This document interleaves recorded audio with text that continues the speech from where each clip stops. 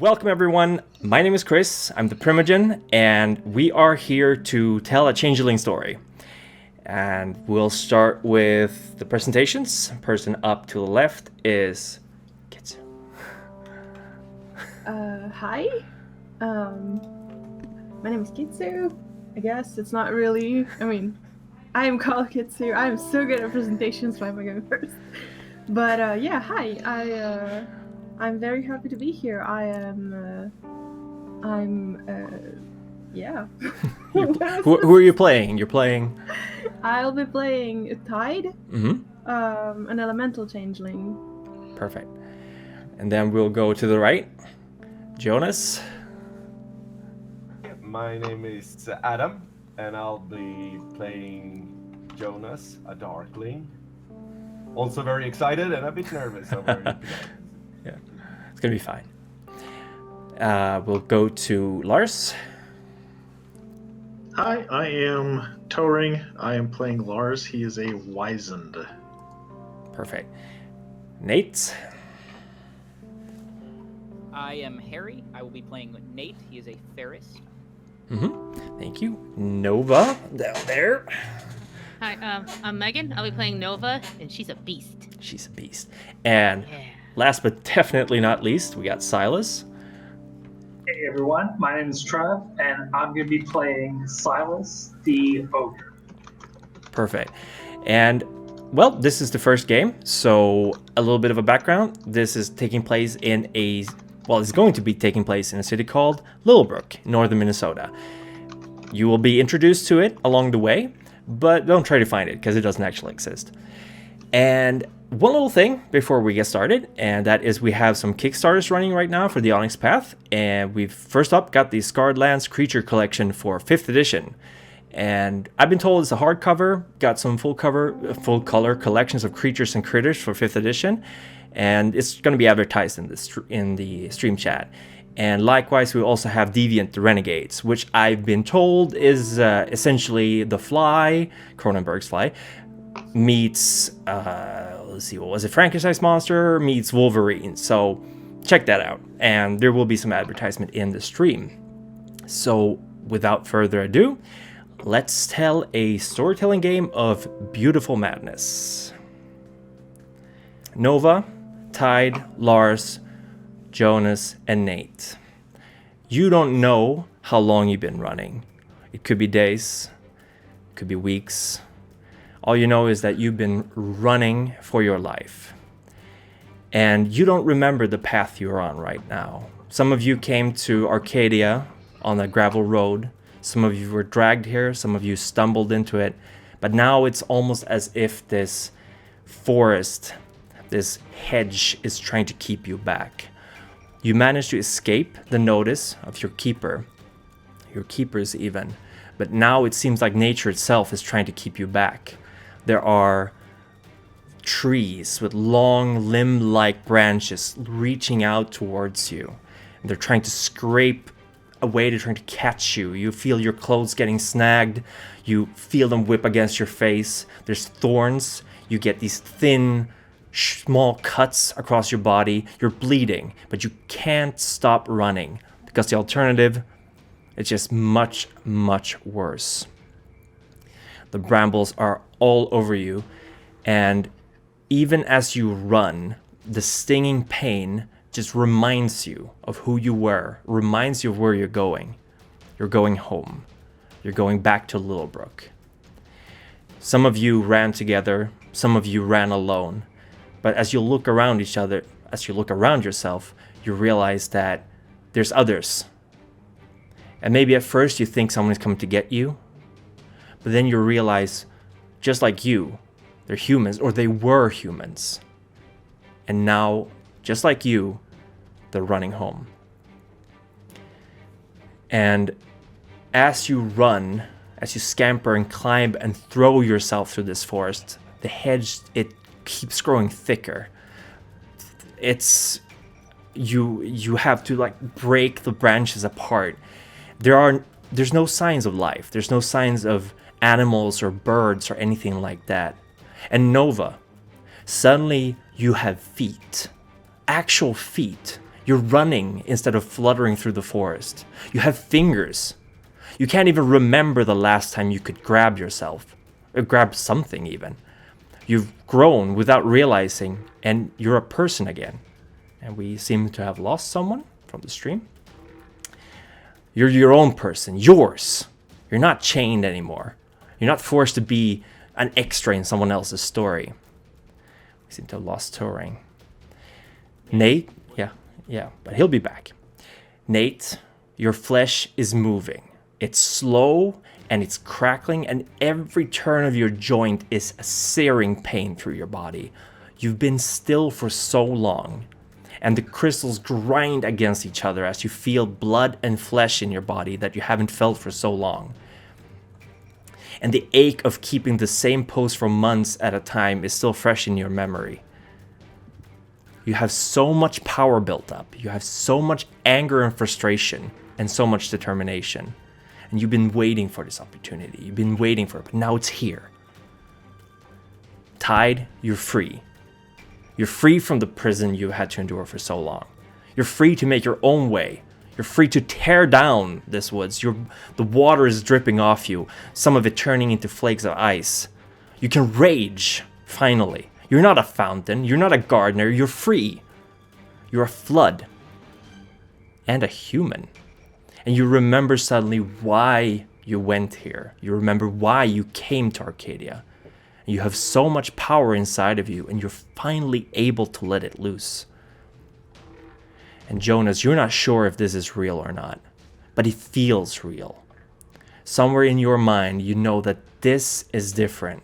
You know that this wasn't planned ahead. This wasn't scripted. Every step you take, no matter how much it hurts, because it hurts, you're stepping on these thorns. They're piercing your skin. But this is a step in the direction of your own choosing.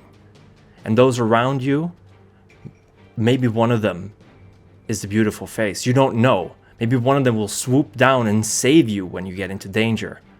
Are you in danger right now? You don't know. You can't tell. And Lars, he's not lost anymore. Well, fortunately, at least he's lost to the stream at the moment. We'll actually see if he comes back. But He'll be back. He just lost internet. So we'll try I to get see. him. It's very inconvenient. But that's okay. Unfortunately, we will probably not be seen as well as we should be seen, but the story can still continue. The five of you are running together. You see each other. And maybe you should communicate. But right now, in each other's eyes, you see this desire for freedom, this desire to get out of here. And I want everyone to roll a Dex Athletics roll, please. No death saving throw. That's a different kind of game. Okay. Dexterity Athletics. One success. One success for Nate. One success. One success for Nova. And Adam, being a darkling, flickers in and out every now and then. But that's fine. We're not quite sure where he is. So what's considered a success? 6 and above. And if you roll a 10, that's a success, and you get to re-roll it. 3 successes. 3 successes for Tyde. Jonas? Successes? Yes. How many successes?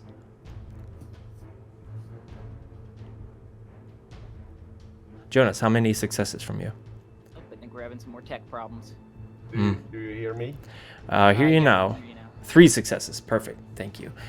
And what happens is that you're running and suddenly the ground isn't there anymore.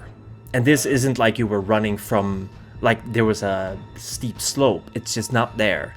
Luckily for both Tyde and for Jonas, you managed to stop yourself at the last moment. You grab onto a vine or a root and you just stop yourself from falling.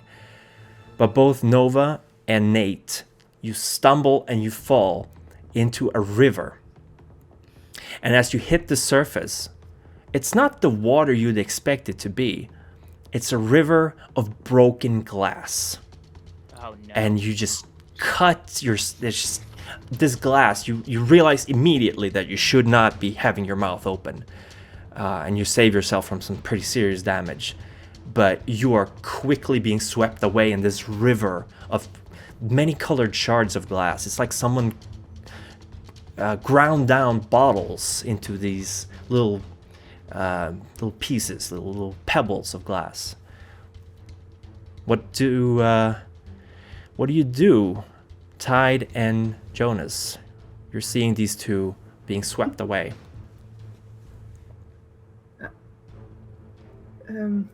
I try to run towards them and grab just anything that's sticking up. There is Nova's arm is reaching out for you. I'd like you to roll a strength plus athletics roll, please. And Nova, you can roll the same. Strength.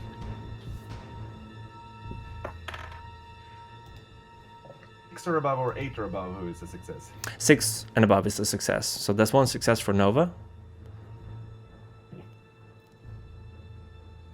Can I run as well too? But I'll actually. Absolutely, you're going for Nate, or rather Yeah. Okay, roll strength and athletics. Oh, it's a loud river. This. Oh no, that'll be 0 successes for me. That's fine. That's fine. Hopefully, Tyde will roll better. You can always use a willpower to. Let me see. No one fell. Let me see this one. Okay, so 1, 2, 3. 3 successes. One of them is a 10. So you get to roll another d10, and if that's a success, you can add it. No, it's a 5. That's a 5. Jonas, how many successes did you get? Sorry, you 3. Okay, thank you. We're having some technical issues here, but that's fine. 3 successes together with another one from Nova means that both Tyde and Jonas, you managed to catch on to these 2 other strangers. The only thing you have in common is the fact that you're running, and you pull them out of this river. And it's a tough contest because the stream is so much stronger than it should be, and the sound is deafening. But finally you pluck them out, and you see these small cuts. It's not enough to debilitate, but it stings all over your bodies. Are you all right? We must keep going. Thank you. This is not. We have to keep going. This is fine. This is fine. Yeah, there's no time. I'll Run. just run. Yeah, I'm just gonna take off. Run. For a second there, Jonas, what did Nova see when you pulled her out? Just blank. And there is no mouth moving, no eyes, anything. But you still hear a voice speaking. It's like a perfectly blank face. And Nova, what did Jonas see when he pulled you out? Large red, either eyes or glasses, depending on what it looks like. White hair, and then you get a little bit of antenna in the back when you pull her up. So you keep them back. You're somewhere in between human and your fey nature right now. Not entirely mean, not yet, but you're getting there. Tyde, what did Nate see when you pulled him out? Like this person is not. It's really tall. Has seems to have like a wet hair that looks kind of like a waterfall falling down one side. It's a bit all over the place right now, I assume, because we were running. There's some corns definitely stuck in there. Otherwise, blue eyes, and just kind of looks a little bit frosty on the cheeks, to the touch, also very cold. And just tries to pull you up, surprisingly strong. Yeah, though. Definitely. There's a lot of power in there. And Nate, what does Tyde see when she pulls you out? Or maybe they pull you out, rather. It would be a so I'd look decently humanoid in shape, but from the waist up, I'm made of this crystalline structure, and then from the waist down, It's almost like a solid gold Hellenistic style statue, Oof. where I'm halfway through being changed from one type of statue to another. Yeah. So it's a strong contrast there. Yes. And you start running again, all four of you. Lars presumably coming after. He stumbled and hurt his foot, but he's keeping up regardless. And as you do this, we shift focus and we go to the streets where Mother lives. And Silas, you've never seen Mother this mad before.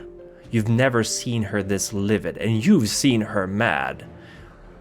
Her orders were clear. Get them back. And you don't know who these children were, but you've learned not to ask stupid questions. You and your two brothers, you set out on your steeds, your bikes, each in your own direction, and the cards and the spokes smatter as you head down the street. And we're getting towing back. You head down the street, down the forest path, into the hedge. What do? How are you going to find these runaway kids?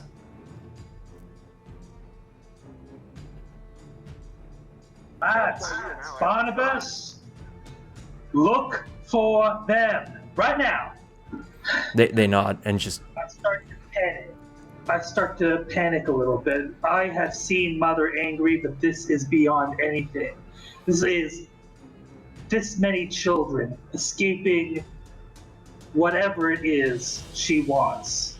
She was not at the house with us. No. If they had lived with us, there'd be a different matter. But now, no, someone has let them go, and now it is on to us to look for them.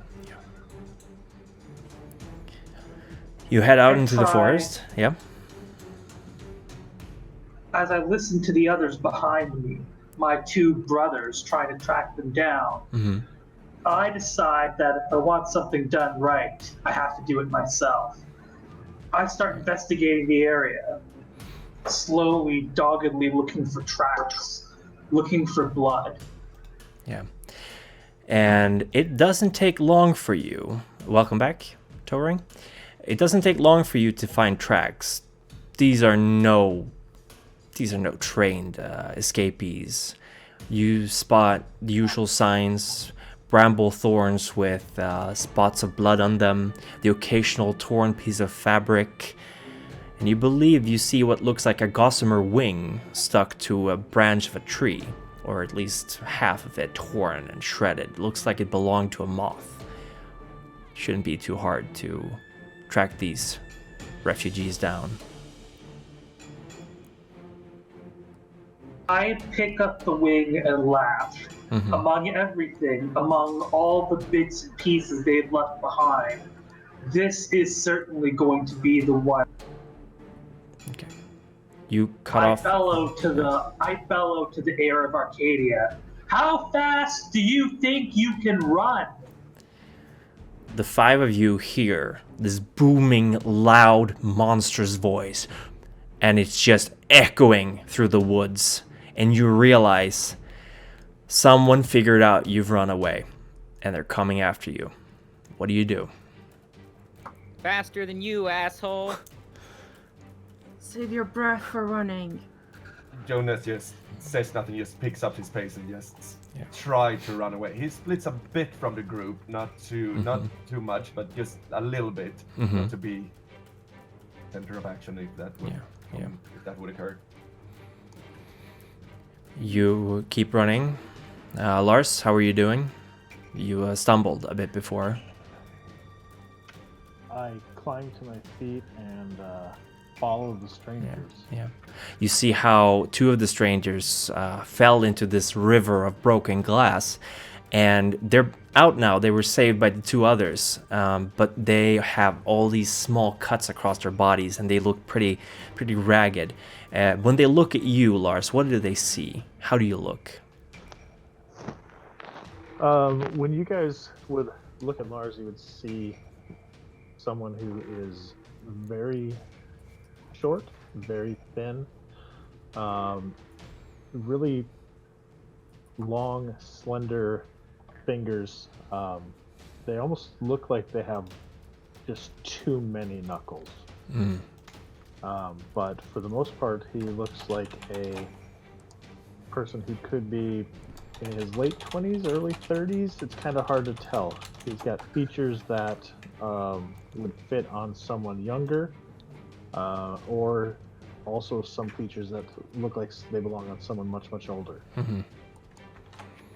You take this in, and you realize again that, yes, all of you, the 5 of you, you're human, or you used to be human. You see the features. And with this sudden but necessary alliance, you run along the stream until you reach a stone bridge. You know, the kind of half moon shaped or half circle shaped. It's a simple stone bridge, and it goes across the river. No time to stop. I run across it. Yeah, just run across it. Yeah, you're running across it. What is under the bridge, by the way? Is it the same glass? It's the same glass. It's broken glass, and it's crashing against the stone. Oh, crashing against the wooden stone. It's the foundation. But maybe, are you looking for something in specific? No. Okay. I just look in passing what's under the Okay, bridge. okay. If it's the same. Yeah. It's actually, when you look at the other side of the bridge, you realize that it's not glass anymore. It's water flowing. But you don't really have time to stop and watch it as you keep hurrying on. And you got another couple of yards of this thick, dense forestry when suddenly you come upon this green wall. And some of you recognize it. It's a hedge. And it's not just a hedge, it's a hedge maze. You see the vaulted entrance to it, not too far away from where you came out of the woods. And it stretches from one end of the horizon to the other. Head first, going right through. Yeah. I want to take I stop for 1 second, see if I can just orient myself. If there's any sort of clue or anything that would say go this way, not that way. Behind you is the forest. And even as you watch, the brambles and the vines and the branches just kind of weave together. Some of them actually look like they're stretching out towards you. They can't reach you here. But there is nothing to the left and nothing to the right. Just this short stretch of open ground. The wall of green, probably evergreen. And behind you, the forest. Then I just follow who's ahead of me. Yeah. I'm up next to Nova and just do you know what is this? What is this?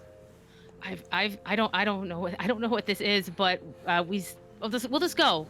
We can't go back, so we'll just go forward. Ask questions later. Run now. I'll keep Agreed. Yeah. Can I turn around and see if we're being followed? If I can see anyone? Absolutely.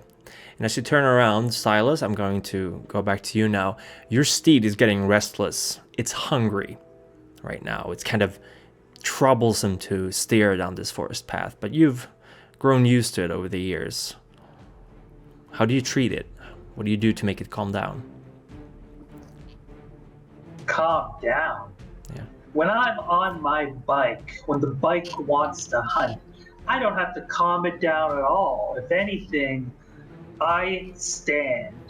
I get up on the pedals. And my chrome bike, I tell, faster! We're getting them! Yeah. Let's get them! And that's the magic word, faster. It just roars into motion, and you just speed down the forest at this breakneck pace. It's almost driving itself. It turns sharp corners, you hit a rock and you go flying, and you fly much, much further than you would actually do if it was a normal bike. But this is not a normal bike. Your dragon loves to take it to the air, and as you soar through, the woods actually part for you. For a while. But then suddenly you realize the hedge might not actually realize that you're trying to capture someone. It's trying to stop you from getting through. It's just closing up in front of you. What do you do? Never trust a rose bush to do an ogre's job. Punch right through it. Just go through it, ignore the pain. Yeah, you punch through it. You've been through much, much worse. All the vines and the leaves just scatter. You break through it. Some of the thorns get stuck in your thick hide. You don't care. And you just barrel through. You see the river of glass. You've got enough air. You cross it, no problem. And as you come out to the other side, Tyde, you spot... What do you see? Silas, what do they see? They see a giant purple dragon in the air. Its scales dark and glistening. It's some kind of light overhead. And then they can see a giant ogre, a mountain of brown, of brown meat with a great gut and huge arms, white paint across its features, especially its face and arms, leap from the ogre and come crashing down to the earth. What do like you do? a giant living cannonball heading straight towards them. Yeah. Do I get some kind of reaction to that? Absolutely. You're seeing this coming flying towards you. Do you stand or do you run into the hedge maze? I have a question before Yes. I say what I'll do. You Yeah, said sure. when I turn around I see water, is that correct? You saw water by the river, but that's not where you are right now. It's close, but it's not where you're standing.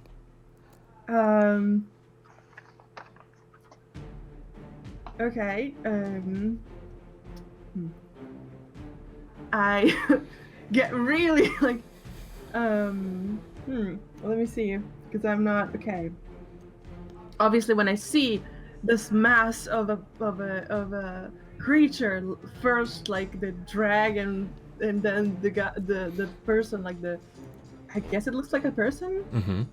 jumps down and like lands to just crash. For a moment I look around and I'm like, water, and then realize it's like far away. Mm-hmm. So I get this moment of oh and I just go like run. You run into the hedge. Whoever's not through Yeah. through the hedge. Yeah. You all head in. Silas, I Okay, presume you go chasing right after. Lars is gonna Uh-huh. push everybody in front of him, Mm-hmm. and then he's going to. I'm assuming there's brambles on this hedge. Oh, yep, there certainly are. Okay. He's gonna cut his thumb Mm-hmm. on one of the brambles, and he's gonna push it into one of his footprints Mm-hmm. before he grabs some dirt and sprinkles it over his footprint. And I want to activate Never Tread. Ah, and what does that do? Never Tread. I'll pull it up here. Changeling stops to cloak one of his footprints. You can Mhm. drop leaves over it, erase it, and leave a pebble in its stead, or sculpt the earth until it resembles a hoof track. So I'm basically just kind of scrubbing it out. You're covering your tracks. Continue on Yeah. his way. Yeah. The contract exchanges all of his footprints accordingly for the duration. Okay. But that's just your footprints, right? Oh, it is just mine. Yeah. But could help. You're all heading into this hedge maze, and you see how Lars is doing. Well, you don't even know his name right now, but you see how this small guy with these gaunt features is pricking his thumb and making this something. He's performing a contract. But most of you are running, I assume. So Yes. I remember why I did this. Yeah. As a wizened, my Mhm. footsteps leave traps in their way. Oh, I see. Silas, you see this deformed little man performing some kind of contract before he starts running as well. Are you gonna go after them? Absolutely. When I land from the air, Mm-hmm. I land right next to the riverbank, sending up dirt and churning water and earth into the air around me. Seeing them enter the maze, I head after them in hot pursuit. Yeah. It's early stages yet, so let's see what kind of traps await me and if they can hold me back at all. Sure. Let's do that. I'm gonna... Which page is the contract on? Never Tread is on page 144. Perfect. Thank you very much. So, page 144, Never Tread. And you'll want page 125 for the safe place merit traps. Mm-hmm. Yep. Yeah. And that's equal to your dexterity and safe place merit. So it's page 125. That's a lot of hitting up in books, but here we go. Safe place. So that's... What's your dexterity? 4. 4. Okay. And so that means you get an initiative bonus equal to the 4 dots while inside. Any effort to breach the safe place suffers a penalty equal to the merit dots invested. If the character desires, the safe place can include traps that cause intruders lethal damage equal to the merit dots, or bashing damage equal to twice the merit dots. The traps may be avoided with a dexterity larceny roll, penalized by the safe place rating. That's it's gonna be tough. Silas, you know enough about contracts to know that if you head straight down this path, it's gonna hurt. Still up to you though. What do you want to do? Silas thinks about it, looks down at the path of the maze, and then holds up the little bit of wing in his hand from one of the escapees. And he decides, why go along the path that the prey thinks I should? And instead, he tests the wall and sees if he can just go right through it. You tried to break through the hedge maze wall. The hedge itself, yes. Sure. Let's have you roll. That would be... Actually, that should probably... what would that be? Would it be athletics or would it be brawl? What do you think? It's a little alive, so I would say it's like he's fighting with someone. Maybe it's a brawl, but it does damage to me as I pull away. Yeah, absolutely. So roll your strength brawl, and I'm going to... Let's see. And what's your defense score?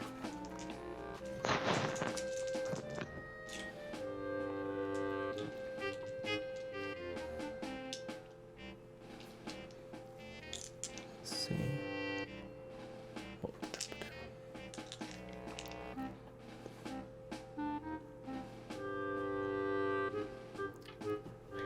Actually, I have your sheet, so I can just look that up right away. So let's see here. I got 3 successes. One of them was a 10. So do I roll again? Yep, you roll again, and you have 3 successes, and any extra successes you get. If you get another 10, you can roll again.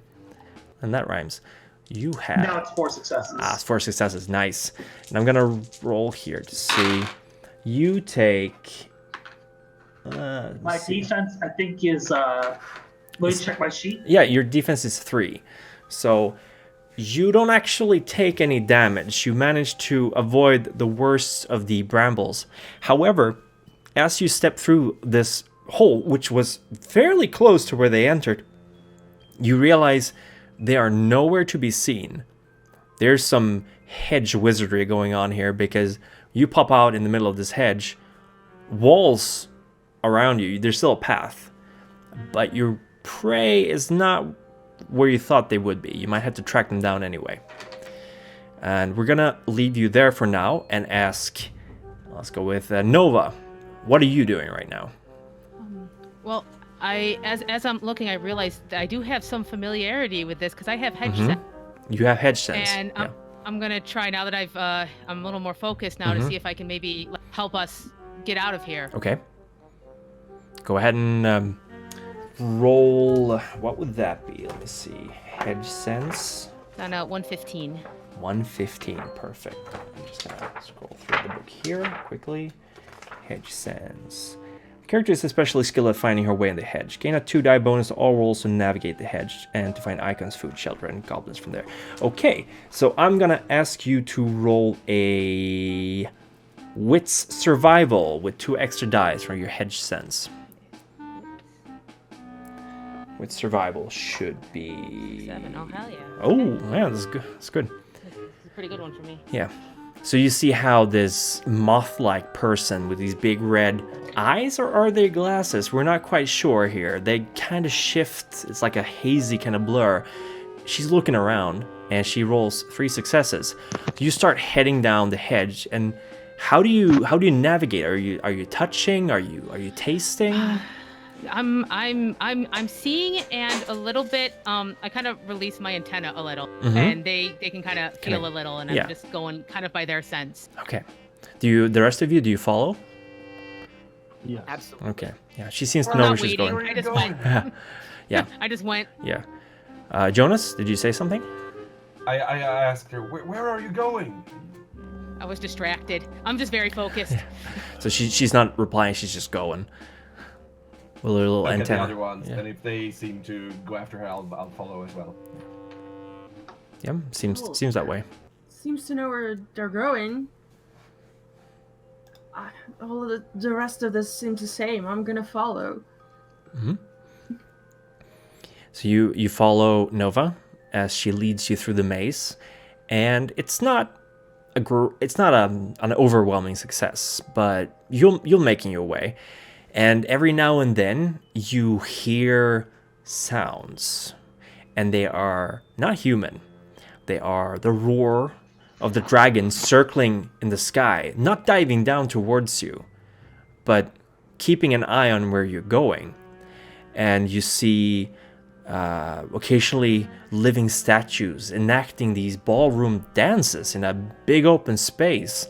And you see a small, long table, low table filled with teacups and animals, stuffed animals, like taxidermied, sitting in chairs every now and then. And we're hearing something in the background. Silas, you're being told by your steed, your loyal dragon, it's telling you where they're going. What do you do? I listened patiently to his words. Are they less than 10 yards away from me? They are much further than 10 yards. They're halfway through the hedge already. Seems like it's playing tricks on you. Okay, so they're already halfway through the hedge, and I think I have direction sense, so I should have some idea of where they are. Where I am. Yeah, absolutely. You can pinpoint with the help of your steed and your natural understanding of directions. You can pinpoint the way they're going. You can just, now that you're in the hedge, you should be able to just go straight there through the brambles and the branches. It's gonna hurt, but that's the fastest way to go. Fast it is then. I get ready to charge again through the brambles, away from the traps that might have been set on the carefully manicured paths, and follow the sound of the dragon's voice as it tries to stalk my friend. You move through the hedge, and it's fighting you. And as you move, the same kind of thing happens to you as was happening to the others. You get cuts, they don't stop you. Pieces of your rags are torn off, doesn't matter. You feel like... You remember that feeling you felt when you first met Mother, like something is falling off a shelf. You feel like that again, like the shelf has been torn down. And for a moment, you wonder why you're here. Why are you chasing these people? Where is Joan? Who's Joan? Do you remember I her? suddenly halt, unable to process this new information. I vaguely remember an adorable little girl who nonetheless has the gumption to slide down the dirty hill. Yeah. If I had stronger mental faculty, I have strong resolve, but I I used to be smart, Yeah, didn't I? pretty sure Then you why did. aren't I smart enough to know what's going on now? I clutch my head, and the images come in. The meteor. Where is the meteor? It's not here. Maybe they must be going towards the meteor. You realize that's where they're going. Yes. Yes, if I find them, I can ask them, where are they going? And with that, I start heading after them, but this time with less aggression and more of a question than Yeah. And as this is going on, you guys make it to what you think is the exit of this hedge. And ahead of you, outside of the vaulted gate of this hedge, you see, to some of you, a familiar sight. It at first looks like a fence almost, but then you realize it's a forest, quite unlike the one you left through. This is a forest of birch trees, 5 feet apart, perfectly planted 5 feet apart. The floor, the forest floor, green with grass, but frosted white. And your breath comes out in these puffs of steam. There is a fountain in this little square that you've reached that's shooting up water. Tyde, you recognize that it's a cheap imitation of the fountain you've gotten quite used to lately. And behind you, you hear someone tearing through the hedge. What do? I run for the fountain and dip my hand into it. And I look at Nova and I go, "Do you know the way out of this place? Can you get everyone out of this place?" I don't think so. I remembered the hedge, but I don't know if I know this place. Okay. I can...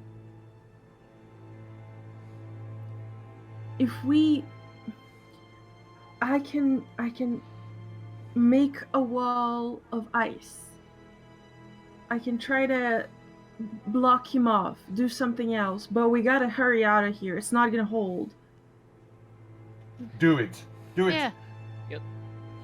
So Yeah, this do it. You can do fountain it. is So, just in the center of I... the forest. Not really. I tell them to run. Just run. Run. I'll follow you. Run. All right, I'm running. Which follow her. I point to Nova. She seems to know where to go. She's going with a little less direction than before, but still kind of stumbling that where we left that direction, still that direction. All right. You're heading out through the gate. Is everyone following, aside from Tyde? Absolutely. I try to with my hand dipped in water, I try to, first I take it out and I wet my hair really quickly. And then I put it back into the fountain and I try to make all the water within it. I don't make exactly a wall because I figure he can go around it because it's like 5 meters between the trees. But I try to make it explode as far as it will go to cover the ground in ice. Okay, you cover the ground of this small area in ice. Make it like It doesn't go further than that. How? No. I mean, you're in an open area with a fountain in the middle, and just over there is this. I'm echoing of someone, by the way. Just over there is a vaulted gate, just like the one you entered into the hedge, and past it. Can you turn off your mic? Sorry, I'm echoing. And past it, you see these trees, the birch trees, 5 feet apart. But the vaulted gate itself is maybe 5 feet apart as well. But it's like this funnel-like entrance. This is the only way to get out of the hedge, unless you go through the hedge. So what are you covering in ice? I try to cover as much of the area in ice then as possible to block the passage so that you would have to like carve through the ice in order to keep going. Mm-hmm. Would that make sense? Yes, it does. Okay. So you I just try to I try to do that like I think this is part of my blessing. Mm-hmm. Your Kith blessing, yes. So you have to spend a point of glamour to do that. And what do you need? Do you need to roll something? I don't recall. It says I will. How about this? To ensure that you're covering it properly, I'm going to have you roll wits and crafts. I'm winging it here, but well, craft, you're pretty good at that. Yeah, but okay, let's see how this goes. Yeah, this is thinking on your feet. So 2 successes. 2 successes. 3. I'm lying. 3 successes. Because one was a 10 every roll. That's okay. 3. Yeah. So what happens is that you coat the ground with ice. There's not enough water to make it a completely thick layer. There's gravel on the ground, so at places there's some small bits of gravel sticking up, but this is going to be very slippery. You don't have time to do any more because coming out of the hedge is, well, it's certainly the ogre that was chasing you, but he's not as big as he was before. He looks more human. And Silas, you see this blue-haired person just coating the ground ahead of you in ice. Looking... how? Looking scared? Looking angry? Angry. Angry, okay. There's this rage in their eyes. And the others are fleeing through this gate to the hedge. Out of the hedge. I take a look at the wall. It's solid. I know I won't be able to just break through it like I did everything else. The ground is so slippery, I imagine that it would be a fool's errand to even set foot on it. So I only have one option left to come close to catching them. I start hopping up and down. I tell the air that I am the strongest and greatest of mother's children. I tell them that I need just a little push to get over this wall. Okay. Tyde, you're seeing this ogre jumping and calling out to the air to give him a push. What do you do? Do you run or do you stand? I comb the fingers through my hair to get them wet, and then I draw a shape of a sword in the air in front of me, and like little droplets of ice kind of remain in the air as I trace my finger in it through it, and it's like a rough out shape. But when I'm done, I can close my eyes for a second and then just hold my arms, and the sword actually falls into my hands. You got a nice sword. Yes, and I hold it. And then I'm checking, is that enough? Do I still have the time to run, or is he... As you're doing this, Silas, are you activating a contract? I am. I activate 7 League Leap and get ready to jump through the air. You're jumping through the air just as Tyde is creating this sword. So there's going to be some kind of collision happening here. But before we deal with that, there's 4 more of you running through this forest of birch trees. And the ground is cracking beneath your feet. The grass is frozen with morning frost, you'd think. The sky is pale blue, and there is no sign of life besides these trees. What do you do? The first thing I do, it's making me remember something, and I look up on the birch trees to see if there are any marks. If there's any marks? Yeah, are they just trees? Is there anything, maybe blood? It's funny you would ask that, because there is a spot of dark brownish red around the height of where, well, the torso of a Sasquatch would be, or the head of a human. Yeah, I think Nova freaks out a little for a second. She's remembering stuff, and it didn't end well the first time she was in a birch forest like this, and she's a little confused. And Lars, this tree, you recognize it. Last time you took a little bit of a nap against it.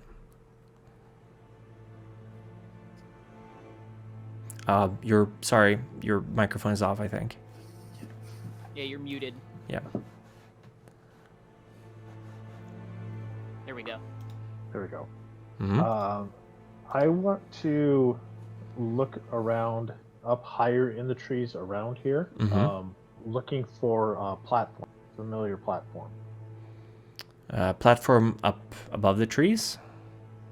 Higher up on the branch or higher up on the trunk of the trees.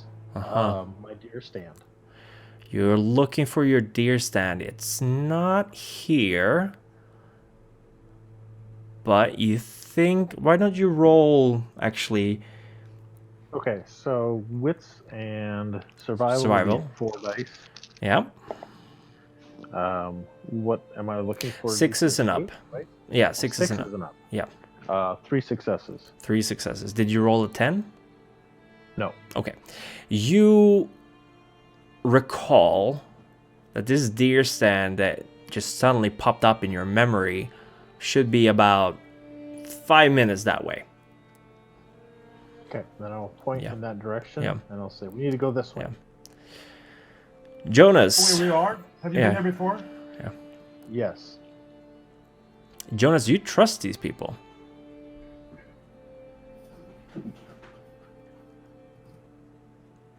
You do? There's a nagging little voice in the back of your head going, isn't this exactly what they would have wanted? Sorry, there's a cat screaming in the background. You can't hear him, it's okay. Yeah. But we're not hearing you, Jonas. Are you talking? No, I'm not talking. Okay. There is a voice in the back of your head saying, maybe this is exactly what the beautiful face would have wanted you to do.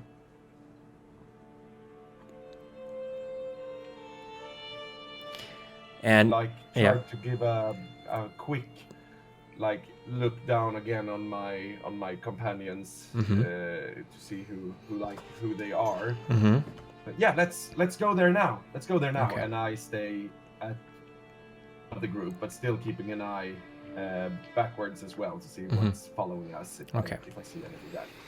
You see Tyde creating this sword out of ice as the ogre that's been chasing you is just leaping through the air, wind soaring through his hair as he's just heading towards a complete collision. And far above them, you see the purple dragon, the steed that the ogre was riding on, is diving towards you guys. Nate, what are you doing during this time? Well, if there's a dragon sort of diving towards me now, I'm gonna get ready for a fight. So I'm gonna sort of brace for impact. Get my fists up. Okay. And hope to God this thing doesn't kill me. It's heading straight towards you. Why don't you, are you gonna punch it? Are you gonna punch the dragon? Yeah, I'm gonna punch it real hard. All right. While we're waiting to do that, let's go back to Silas and Tyde. How about we do a quick and dirty opposed melee roll? Well, weapon with Tyde. That would be Dex weapon, I believe. Let me go to the combat rules, which of course I forgot to bookmark. Let me see here. That would be over here. If I have it written here and I'm using that kind of weapon, do I add another die? Yes. If you have a specialty, you add another die. So I'm going to ask. Let's see, a combat pool. That would be Dex. Strength weaponry actually, versus Strength brawl for Silas, because I'm assuming you're going to be using your fists for this. This is gonna hurt, isn't it? Who knows? Oh, wits and composure. Thanks for pointing that out. Sorry. Oh boy. Yeah, no. 2 successes. And Oh, wait, Silas? 3. I Oh. didn't see this one. Oh, Okay, 3. okay. And Silas, you got... As I'm falling through the air, Mm-hmm. I have to make a decision. Mm-hmm. With the power of the 7 leap, I could crush this fit. I could crush a Tyde clear to the ground Mm-hmm. before she could even get her sword up. As I'm falling, I think over and over. But then who will tell me about home? And I decide to land on the ground next to her. Mm-hmm. I throw a great cloud of dirt into the air all around me. And then, as I hold up my hands to ask her the question, she swings her sword Mhm. and is completely unopposed in her attack. Okay. Uh-oh. Whoops. So that means you're going to be rolling damage. And that would be a weapon. Is it more of a saber or is it a rapier? Or is it a knife? You're asking me? Yes. Yes, It's I know. supposed to be a proper sword, like Okay. I would imagine a German longsword or something. Okay. Well, there isn't like any a stats for a German longsword. No, one-handed sword. So more of a machete then, I would wager. Because a rapier is more of a pointy poke weapon.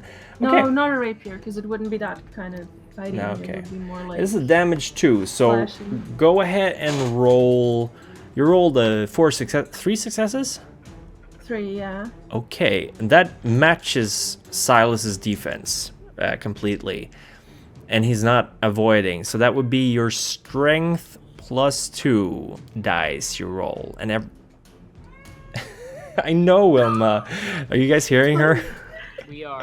Yeah, Sorry. she's very upset at me right now. Come here, baby. So strength plus 2 amount of dice, and each success would be a point of damage. I believe is how Okay. it works. 1, 2, 3. Whoa, 4 successes. Ooh. Ouch! Silas, do you have any armor? Do I have any armor? It's I'm thinking you. technically yeah. as part of. I might have some armor as part of my mantle, but I don't know if I'd be given armor as in this setting. So Probably I'd not. be getting some, like Yeah. maybe. Would my skin count as the armor? I'm gonna say you get armor 1 at the moment, so you take 3 lethal points of damage to your Here's the thing health. with Yeah. with my summer with my mantle, I get another 3 points of extra armor on top of that. But you don't actually have your mantle yet.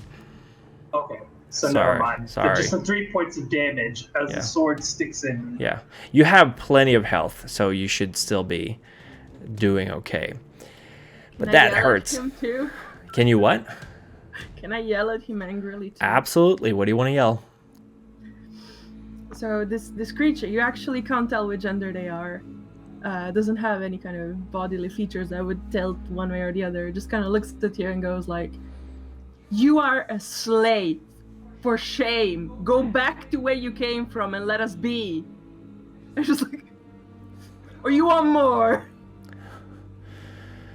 Alice feels oddly hurt. You see the creature frown at your words. I got He more where plucks that the- came from. Sorry. He plucks the little sword from his flesh as a gout of blood pours from it and hands it back to you daintily so you can grasp the hilt. "I am not the one who stabbed you," he points out as he gives the sword to you. It's a very odd sort of moment. Well, I don't want to go back. And you're faced, Silas, with the sudden realization that maybe you don't want to go back either. Or do you?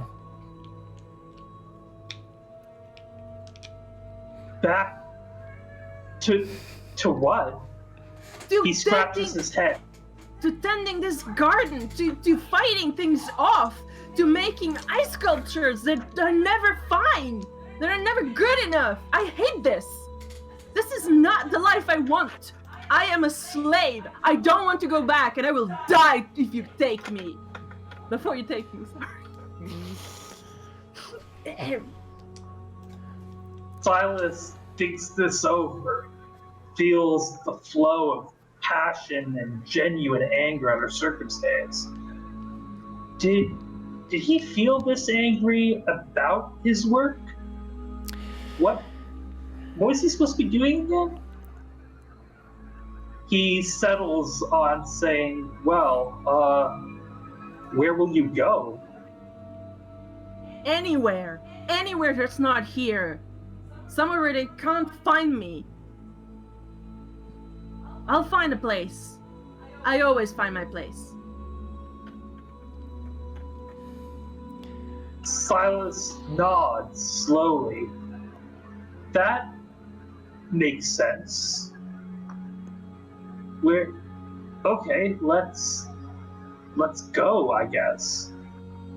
Wait, what? You're not gonna force me back?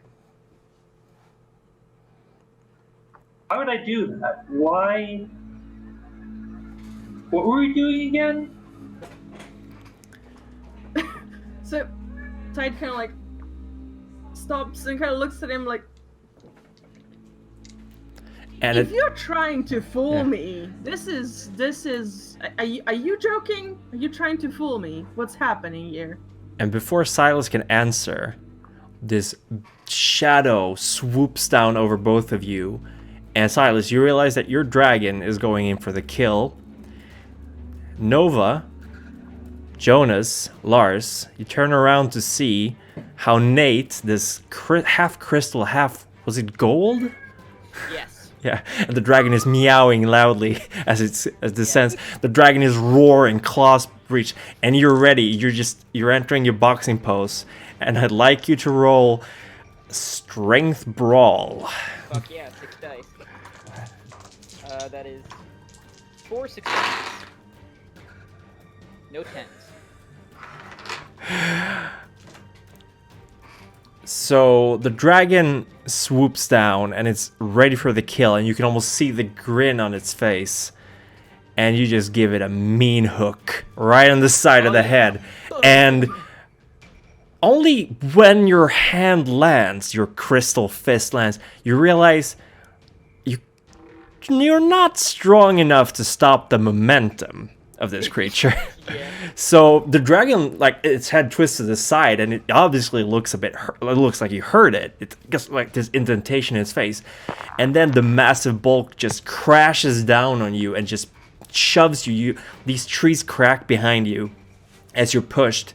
And I want you, and you take, let me see here, you take 3 points of bashing damage. That's the just diagonal lines as you're kind of thrown back. And the rest of you guys, I want you to make a Dex athletics roll to kind of get out of the way of this crashing beast that's crashing to the ground.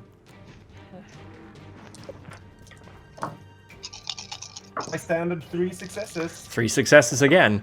Jonas managed to jump out of the way. Oh no! Tyde, you don't have to worry. You're far out of the reach. But Nova got 1 success. Lars. Okay, so 6 or better. Mm-hmm. Reroll 10s. Mm-hmm. Ones cancel out. No. Ones don't do anything in this system. Oh, okay. Yeah, that's the good part. That's a good part of the rule. Okay, so 3 successes. All right. So what happens is that both Jonas and Lars, you manage to throw yourself out of the way. Nova, unfortunately, you didn't expect things to go quite this way, and you're also hit, and you get 2 points of bashing damage as you kind of chucked aside, almost like a rag doll, as this massive, scaled creature with a wingspan wide enough to, well, pretty much hit you along the side, and you're thrown to the ground. Now, I do have lethal means, so what does that mean for damage? That means if you activate that, Oh no, you had that as permanent. So you it's do, just my hands. yeah. You roll. Don't you do lethal damage with your hands, right? Isn't that what Yes. lethal mean does? So roll damage. Strength plus. Does it say on lethal mean how much damage you add? Here, I'll pull up the thing. Okay. Let me see here. I should have really bookmarked this book before we started. For me, and character gets to choose whether the benefit of these claws, fingerprints. Yes, Wilma, I know. Damage while unarmed. Another power. It's very yeah. Yeah, it's only just lethal damage. Okay, so with fists, I'm going to. I'm gonna go get her. Yeah, okay. She is Alright. being a little bit of a shit right now. Sorry, she doesn't like it when we're talking with each other. Oh, not talking. Yeah. I think that the rule is that like the successes is how much damage you do. Oh yeah, you add the difference. When it's an opposed roll in this, you add the differences between successes, right? I believe that's the measure. Yes. Yeah. So if I rolled a 4 and it rolled a 2, it would take 2 damage. Yeah. I'm going to essentially say that you do no extra damage with your hands, but it is lethal damage. So go ahead and roll your strength plus 1 die. That's the difference between. That is 2 successes. 2 successes, 2 points of lethal damage. So you kind of just tear off a lot of the scales that just go flying, and you draw blood from this dragon, which is, I mean, that's pretty impressive. Let's be honest here. Then I proceed to get run over. I mean, you punched dragon. Oh yeah, I'm getting some treats here. Thank you. So, Silas and Tyde, your conversation is cut short, or at least interrupted by the crash and the loud cracks of breaking trees as the dragon crashes to the ground. What do you do? So let me get this right. So Nova was crushed under the dragon. Is it correct? Nova was hit to the side, and Nate. I've been crushed. Nate has been crushed. Ooh, Yeah. okay. But you barely seen this because this happened like behind you. Did you turn around to look, or are you still looking at the ogre? Hold on. I look at that and I'm like, that's yours. Fix it. I mean, it is yours. Right. Silas immediately nods his huge head and runs over the dragon. Mm-hmm. Seeing where it is just about buried Nate clean into the ground, he takes his great arms and starts to lift it, trying to pull the dragon clear off of Nate. Mm-hmm. Roll. Oh, is anyone helping the ogre who's suddenly pulling the dragon off? Is anyone helping pull it off, or just like standing I back? scooted back a little. I'm a little worried about the dragon that knocked me over, and I'm Yeah. still cut with glass, so, you know, Are been there a day. any- I'm gonna start like try to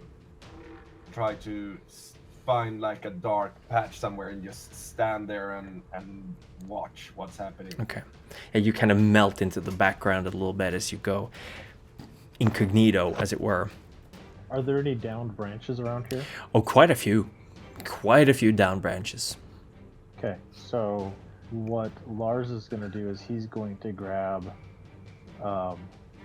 like a decent sized chunk, pretty big round, throw that on the ground, and then find a longer one, and he's going to make like a lever to jam onto the dragon Yeah. and try and pick it up. Yeah. The dragon is a little bit, I wouldn't say knocked out, but it's definitely confused and has momentarily forgotten that it can fly. So it's like wiggling around.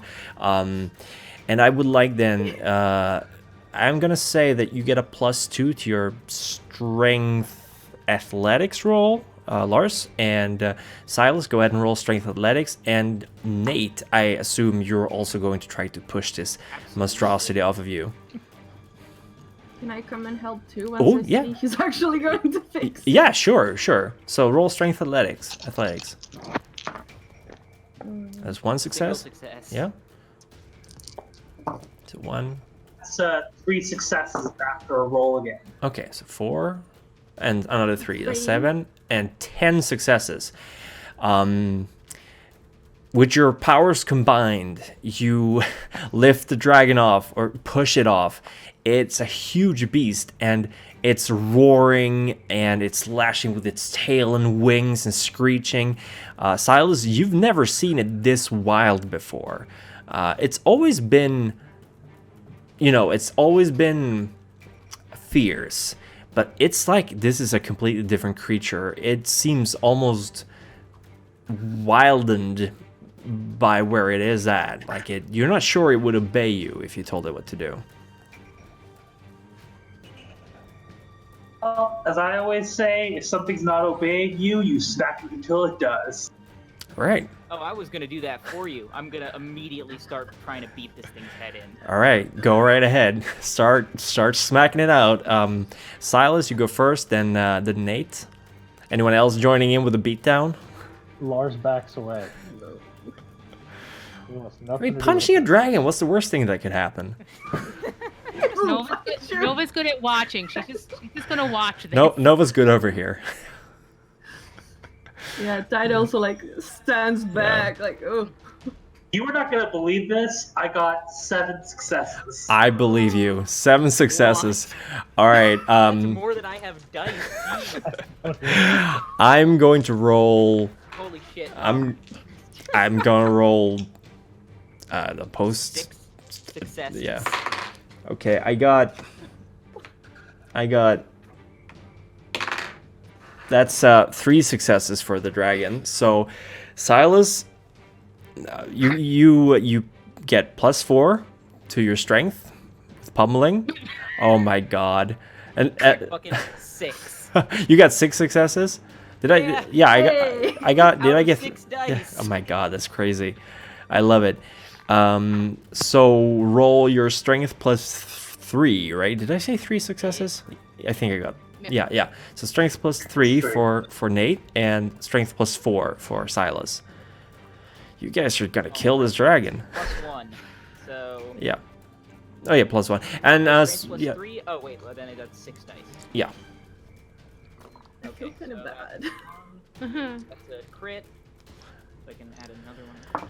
Oh boy. Oh, if you get a crit and then another crit. Yeah, you roll again. Holy shit. Yeah. Oh, Okay. dragon was just doing dragon stuff. Yeah. 5 successes. So. That's okay. Yeah, that's causing some damage right there. I got 4 successes and 2 roll against. Yeah, you pummel the dragon into the ground, and you're not sure how much damage you're causing to it because, I mean, let's be honest, it's a dragon. You're definitely not crushing any bones or like breaking things off, but it kind of just stops moving after a little while. Silas nods in satisfaction. This has happened before. Yeah. Yes, it seems like his bike is sometimes defiant, sometimes has its own ideas, so you smack it in the head until it goes to sleep. Yeah. That much he does remember. Yeah. You oh sorry. Oh, I was just gonna say I'm gonna like give it like a kick as I get off of it. One last One last little kick to rub it in. Yeah, it just kind of shudders. It probably hurts your foot more than it hurt the dragon, but Yeah, you get that kick in. You're the rest of you, as you are watching this brutal beatdown, the beatdown of the century of this dragon, make a wits composure roll, please. Oh boy.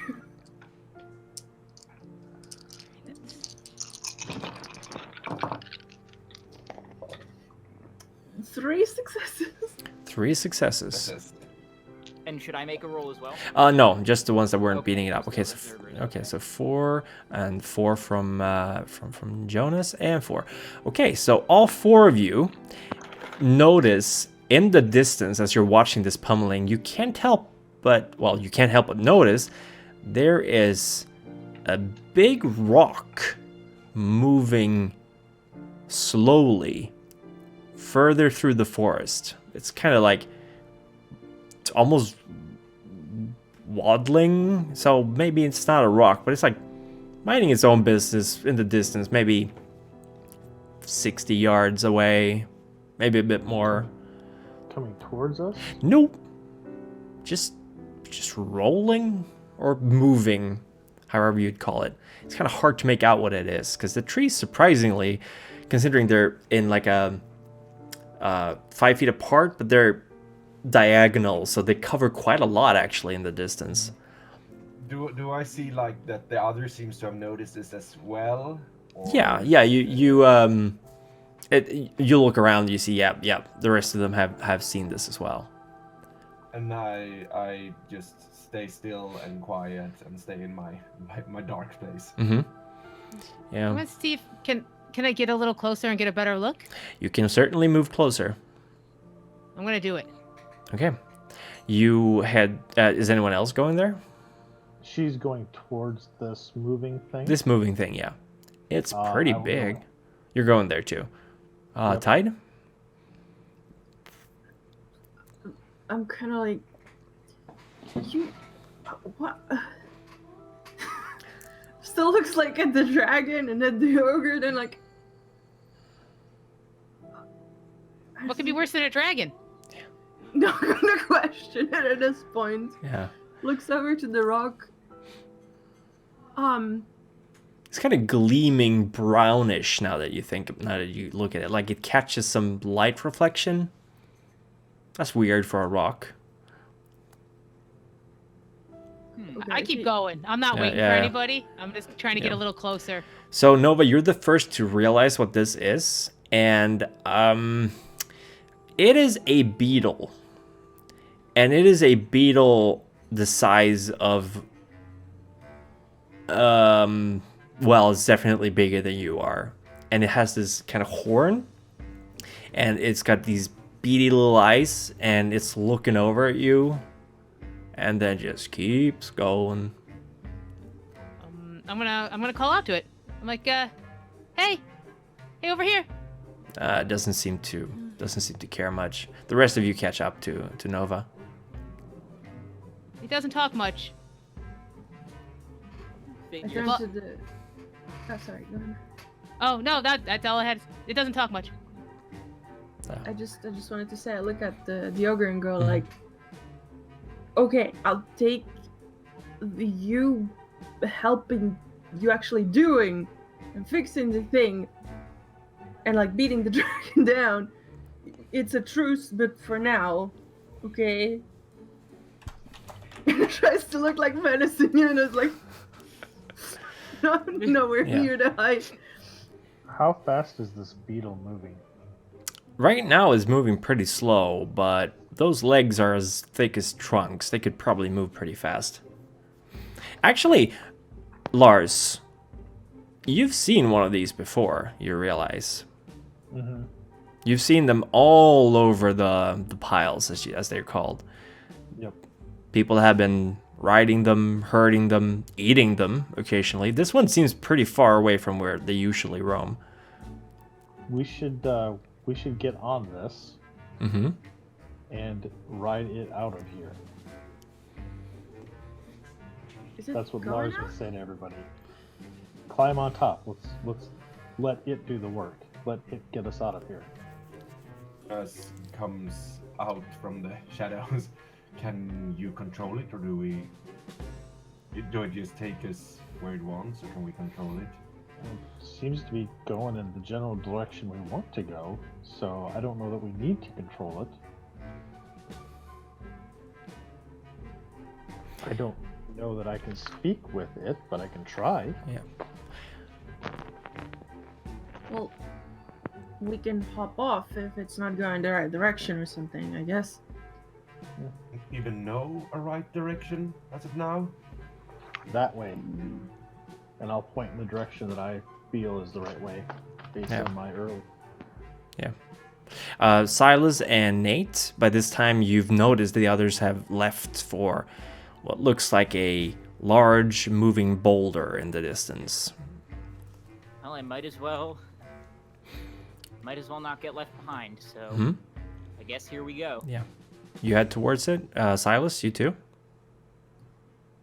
Silas briefly wonders why everyone is chasing a rock, but, well, it's the rule of peer pressure. When everyone does something, you have to go along with it. Yeah. So you head over and you two realize that this is one big bug. It's a giant beetle. Seems docile enough and seems like Lars knows what it is.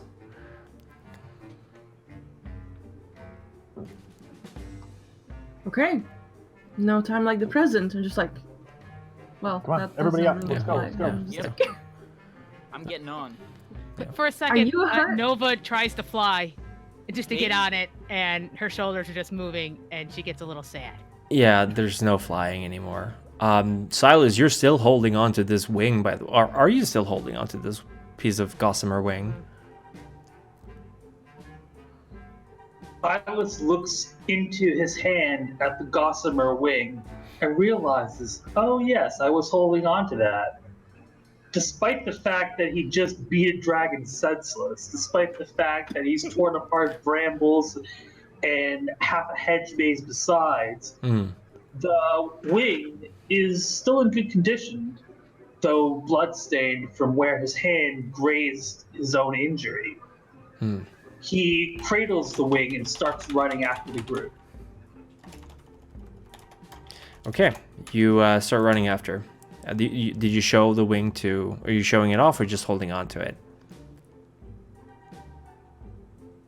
I didn't catch that. Holding Sorry. on to it for Oh, now. okay. I'm just holding on to it. Yeah.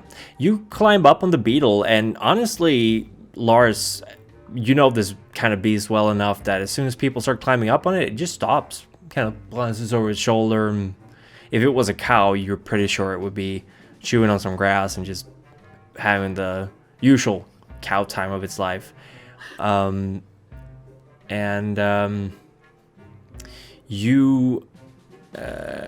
just, once you're all up on it, it just walks on. You're leaving the dragon behind you, and I'm trying to like get a good read of Lars, like just seeing what is he like, some acting suspicious, or is he anything? Are they do he seem like secret glances towards the others? Just something, just very suspicious.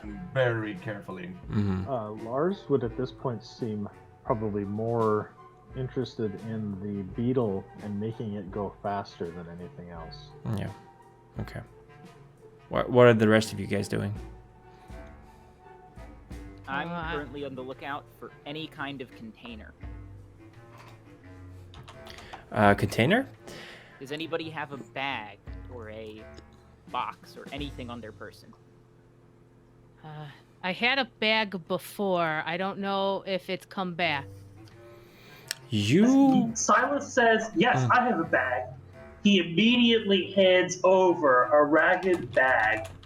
One whiff of whatever brown goo is inside is so noxious that only the truly dedicated would ever consider using this bag for anything. It's your lunch bag, right? Oh, thank you. It's my lunch package. Oh, sorry, your lunch package. It was very carefully packed by Mother in case I got hungry. Mother loves All right. you. I'm going to be activating a contract of mine called Discreet Summons.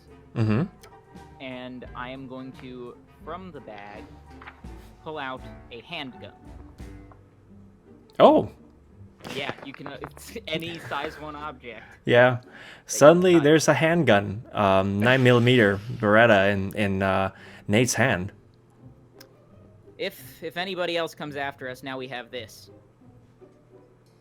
Certainly seems to be. I mean, are you testing it, or are you confident in it? Scaring the beetle. Okay, I'll okay. check the chamber, but I won't. Yeah, it's fire. full. It's fully loaded. There's a bullet in the chamber. Does anybody know? Is anybody any good with this? Because I know I'm not. And you think that will hurt a dragon? I think that. I mean, if somebody like him, I'm gonna point to the ogre. Someone like him comes after us, then I'm just hoping it'll do something. Okay. Hey, the ogre have says, stomach clearly fear. disappointed. I'm a guy like me. Yeah. Lars Yeah, has yeah, some you are. firearms, but he should probably focus on the beetle. Okay. Okay. Oh, I'm sorry, Jonas. I We cut didn't catch you're you. right. Hmm? Oh, sorry, Jonas. We didn't hear that. When things starts to like it's gonna to Lars. It's just gonna It's cutting off a little bit. Do you think you can lower? Maybe are you on push to talk or voice recognition? I am on push to talk. Okay. Because you were cutting off a little bit there. Could you repeat? try it Yeah. again. Okay. Jonas go like scooch ahead to Lars and just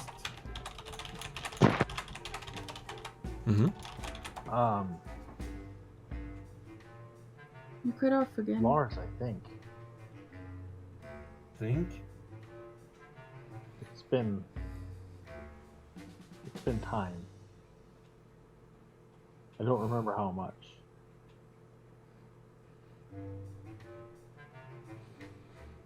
This beetle taking us. Home, I think. Or that's where I want it to take us.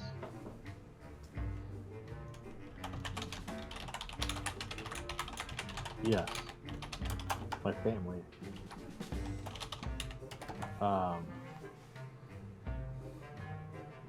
town. Stream. Small. Going to Littlebrook. Littlebrook? Littlebrook, yes.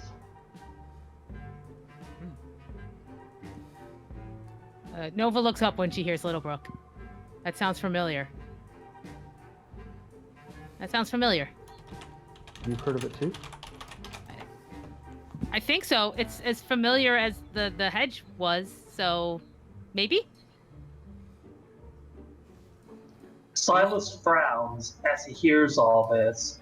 He thinks over home to mother? But for once in a very long time, the word mother is followed by a question mark. Now he hears home and Littlebrook, and just says the word in his slow, rumbling voice. Littlebrook. And with that, it seems that his decision is made. Do any of you guys know exactly how long that we've been there in the garden? A while? Yeah, What I figured, but What garden? I was in the garden. yeah. I wasn't in a garden. Well, wherever you were captive. Does anybody have any idea how long they've been there? Forever. Even if you counted the winters in the garden, that means nothing because winter was every time they wanted it to be. I Couldn't have suppose. been that long. I mean, I'm not old or anything, right? I don't know. Well, I just met you. I don't think I've seen you before. Do I look like him? I can't tell. There's. Do I look like him? And Oh, I'll point at Nate. No, sir. We don't all look like him, do we? Like I don't me? think I looked like that before. You're all looking almost human. There are some features, some of you more than others, of course. Nate looks still very crystal-like, but some of you, there's just some features, some small features that make you seem not human. The word human itself is something you would have not usually used to describe yourselves, but now it's almost a comforting word. It's definitely not Fae. So, been a while since I've seen this, I think. That I know. Human. I look at my hands.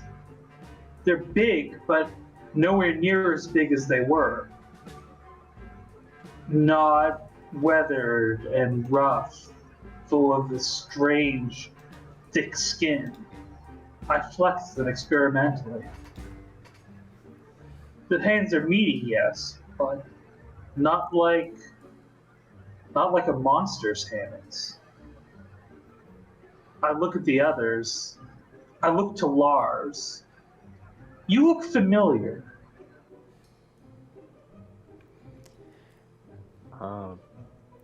Okay. From before? Like before? From before, yes. I'm Silas.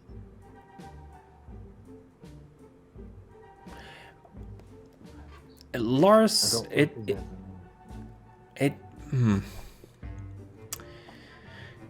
If you do you want to try to remember? Yeah. Okay. I'll tell you what. There weren't that many kids in Littlebrook. Well, there were a few, but Silas, you've heard that name a few times. Might have even met his dad. You were missing, but they found you. Yeah. You mean Mother found me? Barnabas found me? No. Henry or something like that was his name, I think. Henry. Maybe? He would kind of scratch his head like he's trying to almost pull it out, and you see that his fingers are looking more human, but they still seem to have too many knuckles.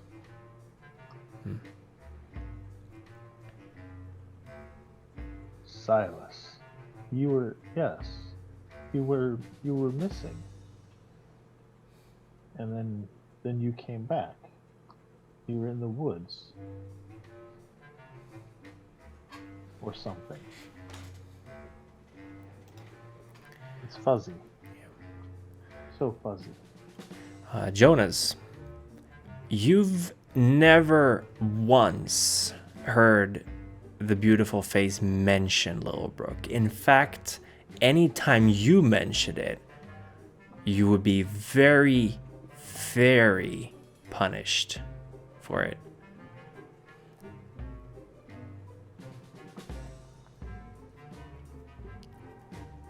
Say again, which two? Littlebrook.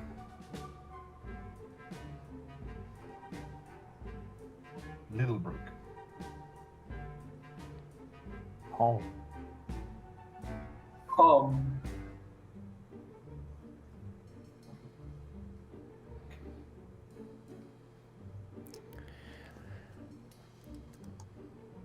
And as you're riding this giant beetle, you suddenly spot this wooden platform amongst the trees. And it's old, and it's rotted through. There's quite a few steps missing from it. And a few planks have broken at the top. It's certainly not something you would climb atop now. And at the base of it, there are some broken cans, like some old rusted beer cans, some empty cigarette packages. There's a couple of magazines. They're so faded you can't make out what they are. Lars would hop down and run over to that. Mm-hmm. And kind of dig through it. There's something here. He knows there's something here. Yeah. Wait. Yeah. Sorry? No. So he just hopped off the The beetle. Oh, wait. I try to pet the beetle and like tap it like, wait. Can you wait? It stops. Kind of looks up at you like, and Oh, it listens. It understands us. I try to pet it. it might like it. You've never pet a giant beetle before. The surface feels kind of like touching. It feels kind of like touching glass, almost. That's cool. That's kind of like ice. I like it. Yeah. Okay. I stay on the beetle though. Like I'm sitting there. Mm-hmm. Jonas is like stiffening up when he sees Lars jumping off the beetle and keeps watching him very carefully when he's rummaging about. I'll hop down as well. Just take up the rear. Yeah. Do you find anything useful in the pile? You find there's a lot of things here. There's quite a lot of different items, but what you do find is a small item. Fits in the palm of your hand. And it's rusted. It has a little lid on it, but it's rusted shut. The lid won't open? Not if you just try to open it like this. I'm gonna try to rub some of the rust off of it. Yeah, it's familiar. And I know this. Yeah, it should show you the way. You think this is mine from before. Yeah, we're on the right path. But do you try to break it open, or? Yeah. Okay. It doesn't take too much effort to crack the lid open, and you see this dusty, scratched glass surface, and underneath it you see the little red arrow, and it's pointing away from the direction you came.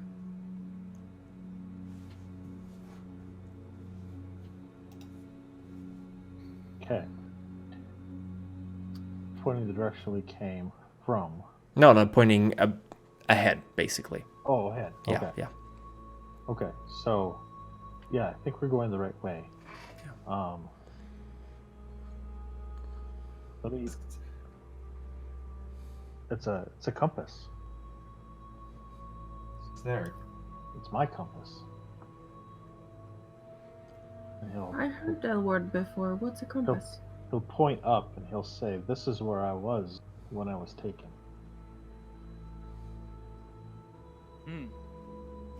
Nova, you recognize this place too. Oh, sorry, Jonas. This place? Mm-hmm. Yes. This is where I was, and then I wasn't. And I was somewhere else. Yeah. Jonas, you realize you've been to this place as well a few times, but this is not where you were taken, but you recognize it too. Just something about this clearing. There's something about Tyde. You can't really place it, but they're more familiar to you than the other four. Turn to Tyde. Are you also from?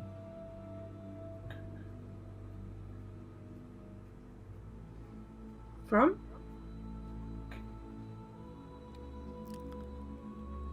I'm not hearing you. I'm sorry. Also Is it just from me? Littlebrook. Yeah. Huh. I think so. It does sound familiar, but I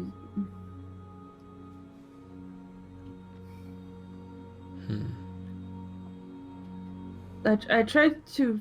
Does it ring any bell? Is it? You've heard the word home being thrown around a lot, and you recognize Littlebrook, but for you, it doesn't have the same ring to it. It feels almost like an empty word, Littlebrook. doesn't feel like, it doesn't initially create any kind of sensation inside of you when you hear it. But the voice coming from this faceless figure is familiar to you. And it reminds you of why you came here. You can't place it. There's something about that voice.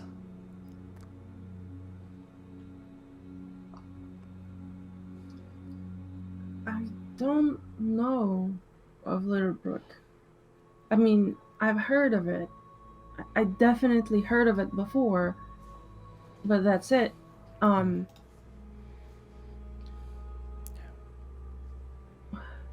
You're. I mean, I know Littlebrook, if that's what you're wondering. It's everyone here knows Littlebrook. Is it someone who's not from here, not have heard of it before? I have a question. Yes, Littlebrook is a person or a place? it's a town. Place. Okay. It does sound familiar now that you think about it, but I can't place it. So while they're talking, Lars Mhm. wants to take a handful of dirt, Mm-hmm. and he's going to put it in the palm of his hand, and he's going to spit in it and Mhm. rub it around. And I'm going to spend a glamour and activate Pathfinder, Mm-hmm. and I want to find a gate. Mm-hmm. Gate out of the hedge. Yeah. You activate this ability, and the soil in your hand kind of just twists and turns and creates this little arrow in the palm of your hand that's pointing exactly the same direction as the compass is pointing. Okay, just wanted to verify that. Mm-hmm. Yeah, it's right. We need to go that way. Mm-hmm. Agreed. Everybody back on the bug. Yep.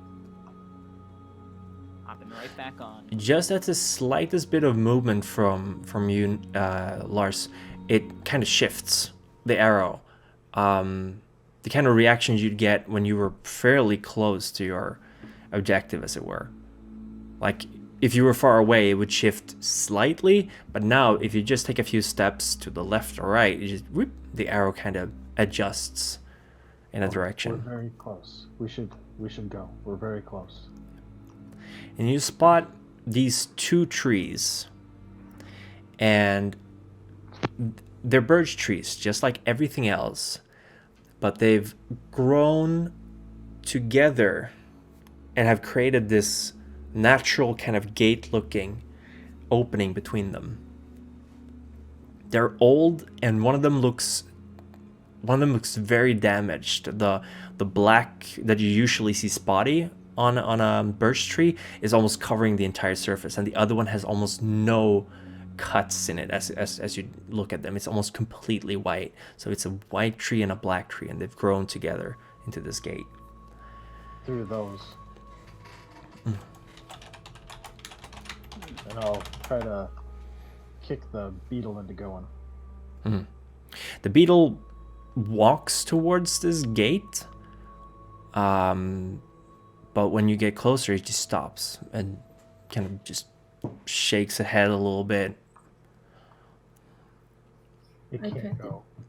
Yeah. We have to leave it here. And suddenly, you hear a massive roar behind you. Now, go.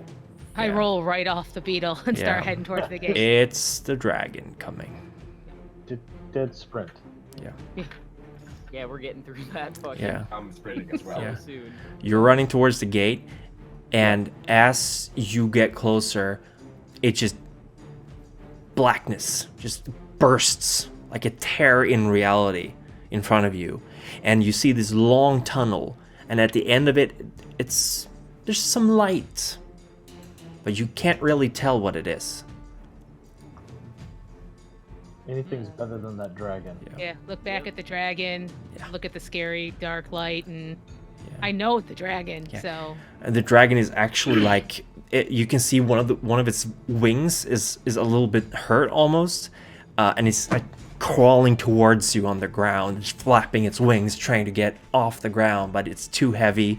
It can't get enough air here, so it's like climbing towards you on the ground. It's like fire in its eyes. Oh no. Just and I'm looking back. I'm just going forward. I'm so small. You're running. Back, just run. You're running into this tunnel. All of you. Is there anyone standing behind? Do I have enough time to hug the leg of the beetle before I Oh run? yeah. The beetle looks like it's ready to bolt, basically, but you get a little hug in before it just yeets out of there. Yeah. I still have my sword out, by the way. I run after Yeah, him. but this dragon is just heading towards you. You head into this tunnel, complete darkness enveloping you, and you run and you run and you run, and then you're out. And the air hits you. It's cold. It's so cold. Your breath comes out into this bursts of white mist, and it's so bright. And you realize it's coming from this street light. And you're on a road. It's asphalt. And you look behind you and you realize you come out of this wooden covered bridge. You know, the old kind of bridges that go across a river. And you hear the sound of a river running beneath it. And you see this small building ahead of you. Maybe 30, 40 yards, and there's lights in it, and there's a sign, a neon light sign, and it says Jones, and it says beneath it another sign is hanging. It says open. There's no snow on the ground. The grass is green. I burst out laughing. Wow, that was easy. Guys, it's Joan. She was the one I was looking for. It's right there. I was thinking, how are we gonna find her? Jones. I guess. Oh, that's great. That's perfect. The great dark man just looks incredibly contented as he considers the diner ahead of him. It is a diner. Was he pointing with a wing in his hand? No, I was using my right hand. The wing's in my left hand. Okay. And you see further ahead, you see all these little dots of lights. And the road kind of goes up a hill, and you see a dot of light here, a dot of light there. There's got to be hundreds of lights. And you recognize one of these buildings. You're on the main street. This is Littlebrook Main Street. Hey, Lars? Yes. Lars? Wait a minute. Wasn't that diner called Louis? And where'd all these buildings come from? I don't know. Yeah, this is Louis. That strikes a chord. You remember that name. I remember that. Yeah. Louis was my friend. Right. And Joan was his daughter. Did something happen to Louis? A note of fear raises in the ogre's voice. Louis was there. No, he wasn't. Louis wasn't there. Louis was there. He owned the place. He built the place, more or less. Yes, but he wasn't there when I No. got taken. No. But he was Well- there. But he wasn't there. Louis Well- was my friend. It's open. Why don't you go ask? Yeah. You know what? Not only am I going to ask, I'll ask Joan if she can get us some food. She'll get us some food, guys. It's great. It'll be good. I'm just gonna- They have some. You guys like waffles? They got waffles here. All right. I'm gonna tuck the pistol in my waistband as to not scare anybody. I assemble my sword. Yeah, it just dissolves into a pool of water that drips from your hands. It's I dissolve it over my hair. Then oh it's just like, yeah, it soaks into your hair. Sorry.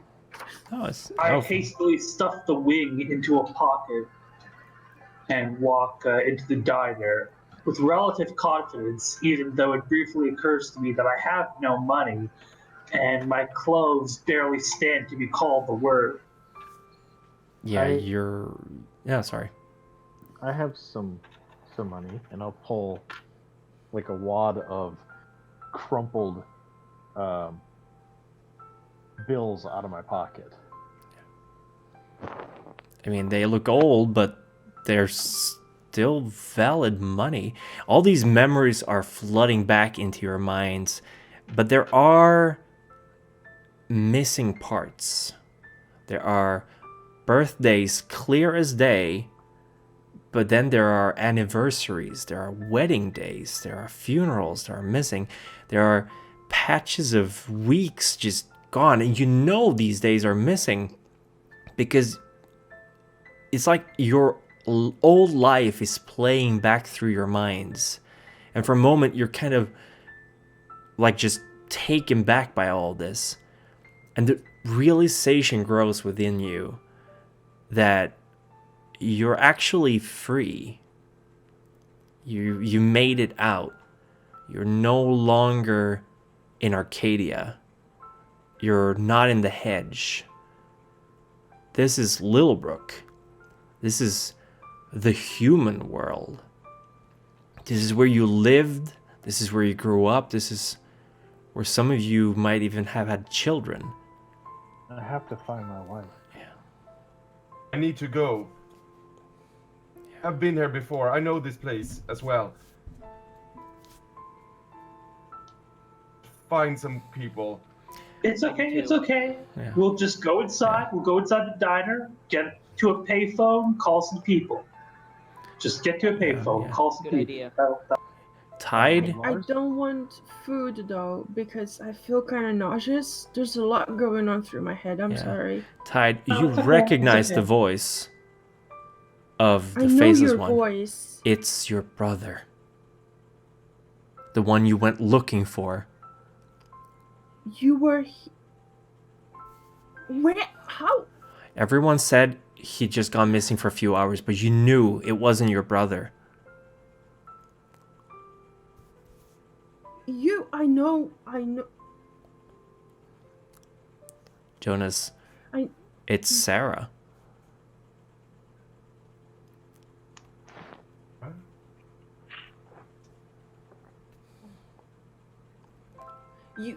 You were gone, and you came back, and you were so like I knew something was wrong. I thought I was. I thought I thought I messed up because then all this weird shit started happening, but at the same time it felt like proof. And I knew I was right. I it's you, right? What happened to your face? My face. It was. He touches his face. There's nothing there. I have. You're dropping out. There's something going on with your connection.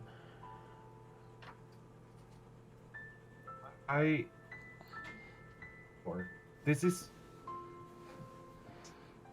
I have no face. Who? Away too? Who here? Be here? At home? Why are you here? Why are you here? You here? I went looking for you. You weren't coming home. I was gonna go look. You said you were gonna go, and then I knew you were talking about the woods, and I knew something was wrong. And when you didn't come back, right? I knew, and I wanted to go look where. This is all Sorry, I'm talking like really jumbled. It doesn't matter. Look, it doesn't matter about your face. I'm just glad you're here. And that's when you hear the roar of the dragon. and you turn around to look, and you see how it comes out of the same wooden bridge that you did. And it just rears back, roars, flaps its wings, and just flies into the sky, into the night. No. And you see its silhouette briefly against the moon before it vanishes into the mountainside. That's not good. That's Lars really bad. Lars spins and points at Silas. Your fault. You brought it after us. Look, Mother asked me to bring you home for dinner? Silas looks at the dragon, the animal that was once his trusted companion, his means of conveyance, his hound for hunting, has just vanished into the mountainside, and it has never seemed more strange or more alien. He looks around the street. Did anyone else see the dragon just hurtle off into the sky? yeah. Look, Lars, it's not Silas's fault that his dragon's here. We were all forced to do things we didn't want to back there. It's a new slate from here on out, okay? There, I don't understand what happened? You know this better than I do. I don't understand. Bit much right now. I need to go home. I really want just to go home. There's another sound from behind of you, and it's a drumming kind of noise. And you realize you're standing in the middle of the road, and you see two bright spots of light heading towards you from the tunnel. Oh, Get out of the road. get out of the road. Yeah. You all get out of the road, and you see this car drive past you, and for most of you, you've never seen a model like this. It looks like something from the future. It's almost, actually, now you realize it, it's so quiet. And as the car drives past, it illuminates a sign, a street sign that you didn't notice before. And it says, "Welcome to Littlebrook, home of the blackbirds." And that's where we're going to end today's session. All right. Sweet, that was an amazing session, guys. Great work. I love Yeah, it. great work, everyone. Very impressed. Thank you for the game. Thank you very much. And thank you, everyone at home, for watching. We're going to try to upload this episode in about a week. And we're very happy that you wanted to join us for this very first session of Changeling the Lost. And we're going to be playing every Thursday, 4 to 6 p.m. EST. And if you have any questions to the players or to me, just poke us at the social medias we have. Or if it's for someone who hasn't their social media here, just send it our way and we'll make sure people get them. So, welcome Bye for home. now, everyone. Thanks Welcome for showing home. up. All right. Bye. Bye-bye, people. Take care. Bye.